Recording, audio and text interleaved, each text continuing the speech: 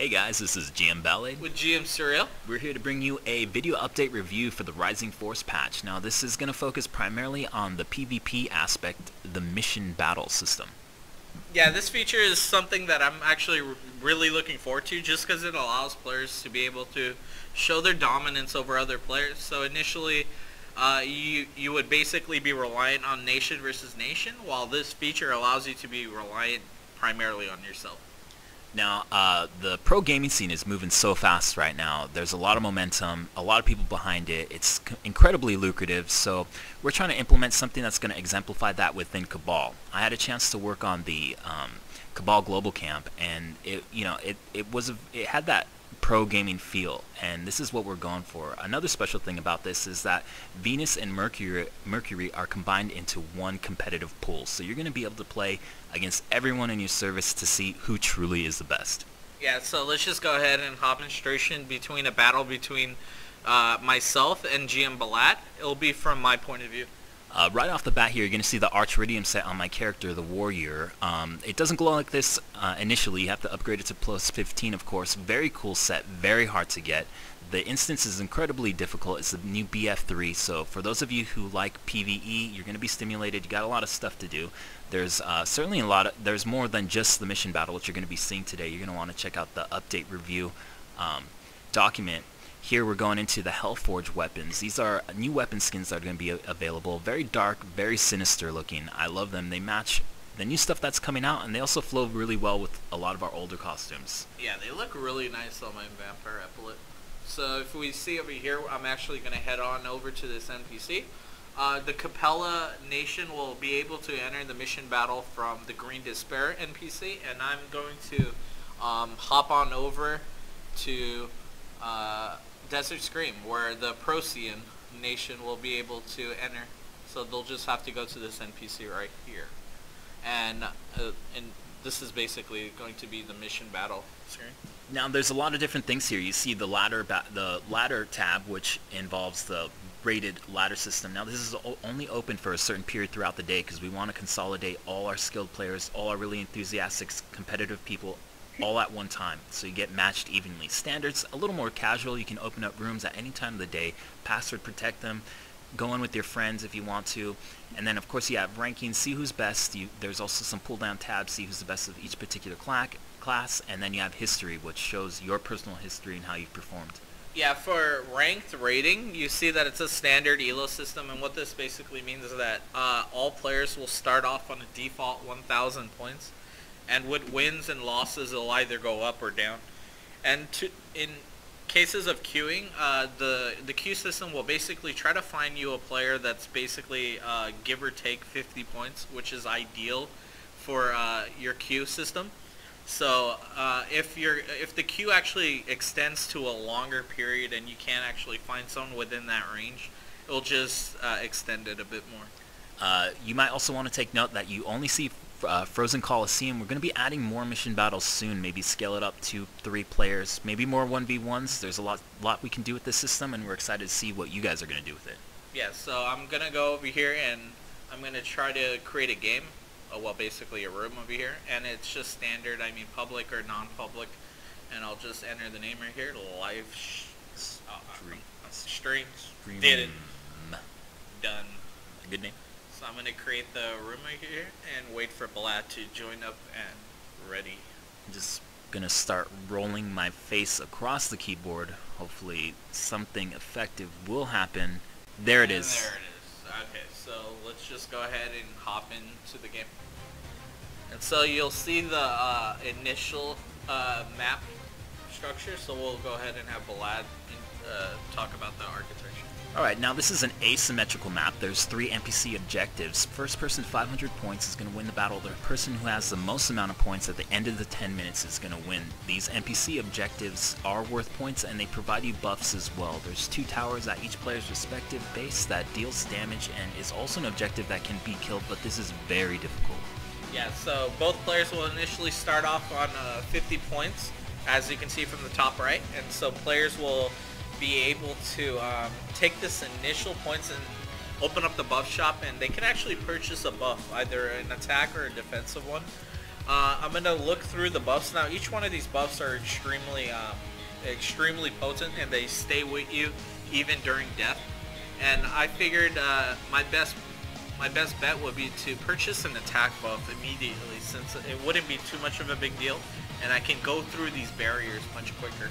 So I'm gonna pop BM2 over here and just try to knock down this barrier as quick as I can. And if you notice, the map is very condensed, so if you scroll all the way out, you can actually see the entire map. And as you can see in the background, you can see Scumbag Balad over there, who actually went through his barrier already, because I was initially introducing all the buff shop and other features, and he was knocking away at that barrier. A little bit on that, I am the best player in Cabal. I've never lost ever, so I'm going to keep that momentum going throughout this entire fight. It's very easy to keep that when you cheat. Rude. But, so I'm going to take down this barrier, and I see Balad's already going to his Ice Guardian. And so I'm going to head on over to this Ice Guardian and try to take it down as quick as possible. Because the Ice Guardian actually gives 40 points and a buff of its own. And so this is extremely important. And this strategy to get your Ice Guardian is just one cookie cutter build of many that you can do. Yeah, as GM Surreal pointed out, there is, no particular one fundamental way to start. If you want to, you can circumvent, go straight to your opponent's base. There's a separate wall, which you saw on the right-hand side at the beginning of the fight, and that'll actually lead you directly to your opponent's Ice Guardian. So if you want to get a pick, like a steal, take some points, maybe engage your opponent, that's something you can do. There is no cookie-cutter way to start this.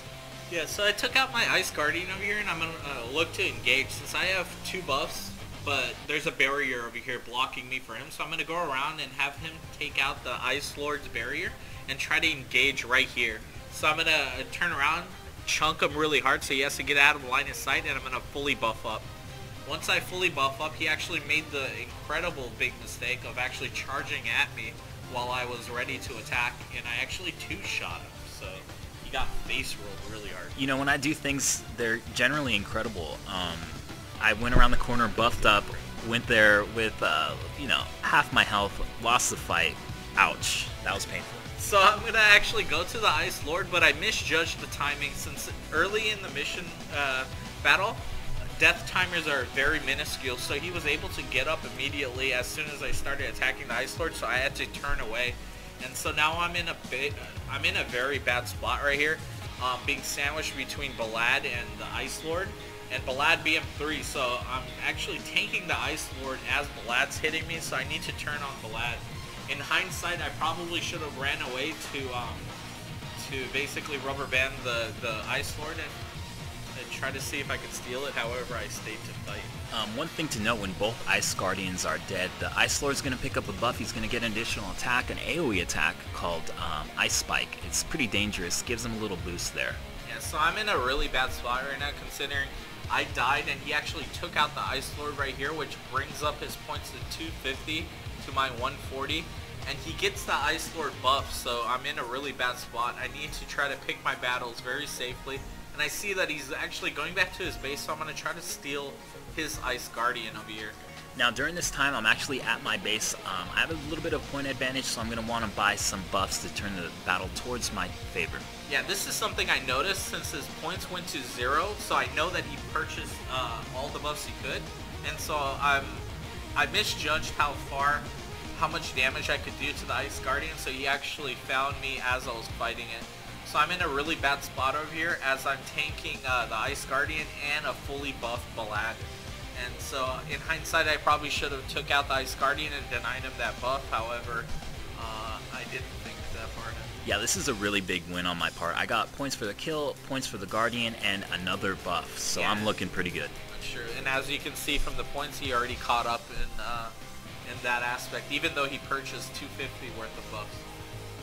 So over here, I'm going to buff up and see if I can find a good position to fight. And as I see Balad over here, he took my Ice Guardian, he's charging at me. However, he made the mistake of having his BM3 run out, so I'm going to charge at him immediately. And so he battle modes over here, which is a mistake in my opinion. So I'm going to try to fight him over here. Now this is really bad. I don't know exactly what I was doing. I kind of went around the corner to break LOS, put some distance, and I go into BM2. Not the smartest decision, this is a really brute force kind of fight. I'm like, alright, I'm down a little. Maybe I can win with my buff advantage, but here you are. Excellent kill there. All objectives are down though. You're gonna cruise around the map, see some different things. Oh, there's some owls there. 433 owls. Excellent pick. Good move. Thanks. It was a very bad position. You see, I barely won that fight even though he was fully buffed, and so it was a bad timing for me since no buffs were up when I took him down. However, this Guardian's up, so I'm going to see if I can try to do damage as you're tanking the Guardian, but you turn on me, and I'm in a really bad spot over here. I can't actually fight you, so I'm going to try to run to your base.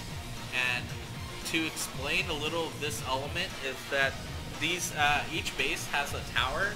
As you can see, this tower actually has a health pool of its own, and if you actually take it down, you get 200 points. So that 200 points could actually make or break a game. And so if the tower does do damage to the opposite player. So if the tower gets the last hit on you, you basically deny that kill from your opponent. So I'm gonna try to deny myself over here, but unfortunately, Balad actually gets the last hit. Yeah, now this is a more advanced tactic. I don't know if you guys are familiar with the MOBA genre, but the deny is a advanced strategy you want to implement to take points away from your opponent. Excellent move. Yeah, so I'm in a really bad spot now. Balad has 280 points, 320 now because he took down his Ice Guardian. So I'm gonna buff up over here, and I see that he's taking on the Ice Lord over here. So I'm gonna try to buff up in battle mode and see if I can steal this Ice Lord. However, I make the crucial mistake of underestimating how much damage Balad does, and the Ice Lord was actually taken out, and now I'm in a really bad fight considered you just got the Ice Lord fight.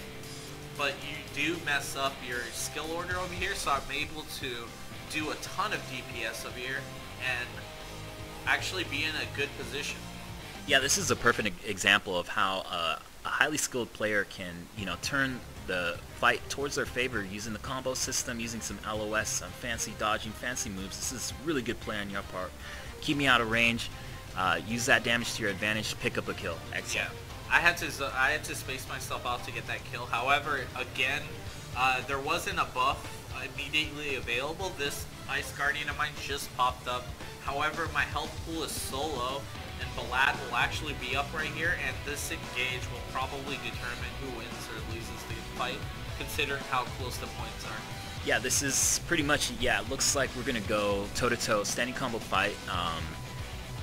I have some buffs. I believe you do have the Ice Guardian buff that plays to your favor a little bit.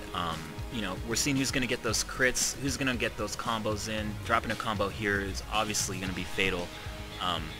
Really, really close fight, and I do secure the kill. Now, if you look at the points, I'm at 480 now. I'm going to go off the screen and finish an Ice Guardian, which should give me enough points to complete the match for a victory. Yeah, so just to talk a little about the buffs and hoarding points, it's completely dependent on the style of play certain players will have. I initially only purchased the 50 points buff and stayed with that and did not purchase any further buffs. However, Balad did purchase a total of 250 points worth of buffs, and so that gave him a large advantage in a lot of those fights. So there's a big dichotomy between do you spend your points to purchase buffs or do you hoard it to try to save up to 500.